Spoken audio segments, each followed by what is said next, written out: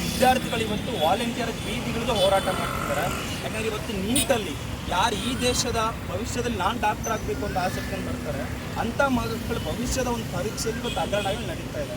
ಲಕ್ಷಾಂತರ ಜನ ಇವತ್ತು ಬಂದು ಎಕ್ಸಾಮ್ ಬರ್ತಿದ್ದಾರೆ. ಅವ್ರಿಗೆ ಏನು ನಾನು ಒಂದು ಒಳ್ಳೆ ರ್ಯಾಂಕಿಂಗ್ನ ತೊಗೊಂಡು ಒಂದು ಒಳ್ಳೆ ಮೆಡಿಕಲ್ ಸೀಟ್ನ ತೊಗೋಬೇಕು ಅಂತ ಆಸೆ ಇರುತ್ತೆ. ಅಂಥ ಆಸೆಗೆ ಇವತ್ತು ಸರ್ಕಾರಕ್ಕೆಲ್ಲ ಆಗ್ತದೆ. ಇಲ್ಲಿ ಸರ್ಕಾರ ನಿಂತ್ಕೊಂಡು ಎಕ್ಸಾಮ್ನ ನಡೆಸಬೇಕಾಗಿತ್ತು. ನಾಚಿಕೆಗೇಡಿನ ವಿಷಯ ಏನಂದರೆ ಇಲ್ಲಿ ಯಾವುದೋ ಒಂದು ಏಜೆನ್ಸಿ ಕೊಟ್ಬಿಟ್ಟು ಎಕ್ಸಾಮ್ ನಡೆಸಿದೆ. ಇದು ಒಂದು ಮೊಟ್ಟ ಮೊದಲು ದೊಡ್ಡ ತಪ್ಪು. ಇಲ್ಲಿ ಏನೋ ಮುಂಚೆ ಇವರು CET ಹಗರಣ ನಡೀತಾ ಇದೆ ಅಂತ ಹೇಳ್ಬಿಟ್ಟು ನೀಟ್ನ ತೊಗೊಂಡ್ಬಂದರು. ಅಲ್ಲಿ ಇವತ್ತು ಡಬಲ್ ಹಗರಣ ನಡೀತಾ ಇದೆ. ಇಲ್ಲಿ ಸರ್ಕಾರ ಮೌನವಾಗಿದೆ. ಇದನ್ನ ವಿರೋಧಿಸ್ತಾ ಇದ್ದೀವಿ ನಾವು.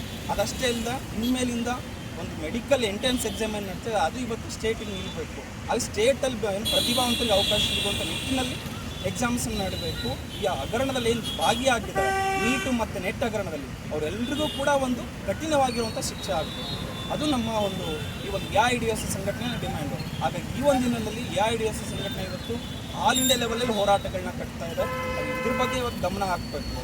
ಅದೇ ರೀತಿ ಇನ್ನು ಪ್ರತಿಯೊಂದು ಜಿಲ್ಲೆಯಲ್ಲೂ ಸಹ ಗೌರ್ಮೆಂಟ್ ಮೆಡಿಕಲ್ ಕಾಲೇಜ್ಗಳನ್ನ ಓಪನ್ ಮಾಡಿ ಮಕ್ಕಳಿಗೆ ಓದೋದಕ್ಕೆ ಅವಕಾಶನ ಮಾಡಿಕೊಡ್ಬೇಕು. ಆಲ್ರೆಡಿ ಶಿಕ್ಷಣ ಬಿಸ್ನೆಸ್ ಆಗಿದೆ.